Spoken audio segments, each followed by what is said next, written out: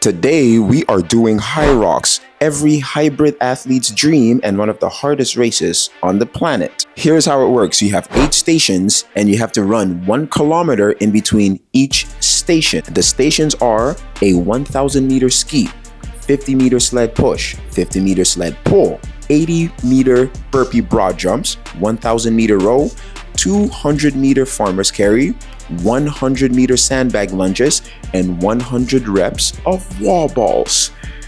This is gonna hurt. But before the race, I gotta fuel up so that I can perform well. A little bit of protein, hella carbs. Protein banana bread, egg bites, and I got grapes.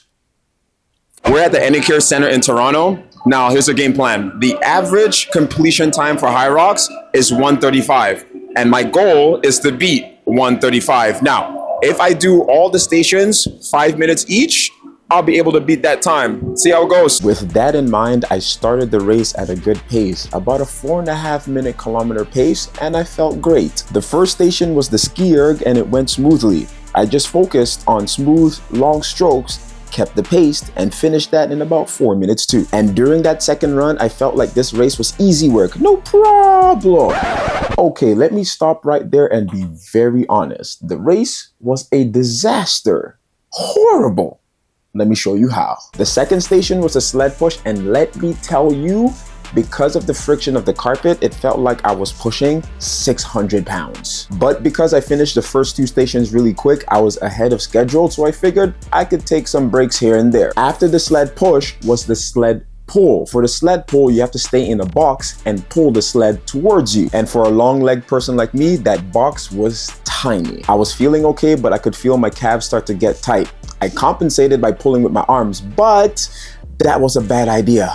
Made it way harder. Ended up finishing that in about 6 minutes. And then the next station was the burpee broad jump, and that's when my problem started to escalate. Both of my calves got even more tighter. I could feel my left leg starting to get tight as well. And let me tell you, I am prone to cramps, and hamstring cramps are the worst. So I took my time. I was jumping far, but I couldn't chain many jumps together, and the distance felt like forever. I'm not gonna tell you my time, just know that it took a while. The next 3 stations though is where I planned to catch up because I realized that I was close to my goal completion time. Station 5 was the rower, crushed that. Station 6, the farmer's carry, crushed that too. Let me take a break and tell you why I'm not talking about the runs in between each station anymore.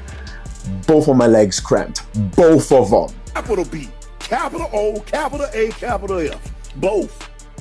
Both? Both! My calves were shot, my quads and hamstrings were cramping, I couldn't walk, I was limping, I was hobbling, I put my hand against the wall to support me. People were asking if I needed medical attention, but I was like, no, I'm good, I'm tough.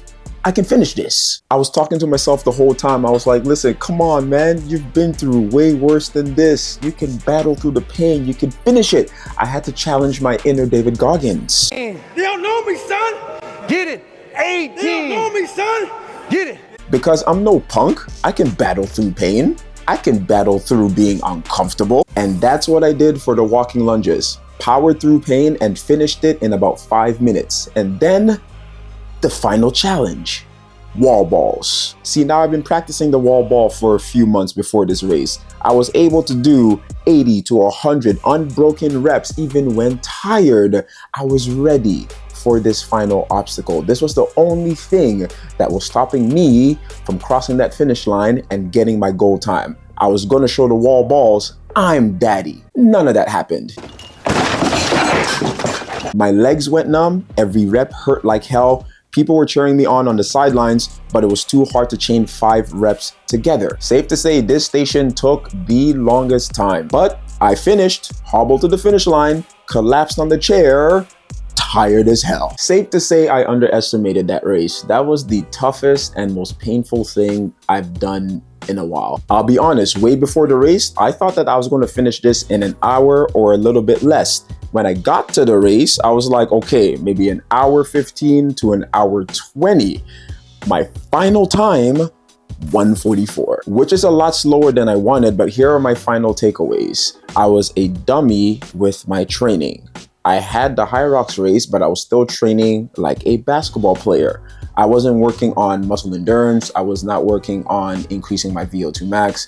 I was not working on high rep workouts. I was training like an athlete, training to jump high, training to run fast, which means powerful reps, low reps, heavy weight. Training like that does not work for Hyrox because the truth is that the Hyrox is an endurance race. You got to be able to last the time. But hey, it's all good. You live and you learn. This first race, it kicked my ass, but it's fine. You best believe I'm doing this race again. But next time, I'm not going to train like a dummy. I'm going to train properly so that I'll be ready for the next one and crush it. But hey, even though it was painful, it was fun. 100% I would do that again.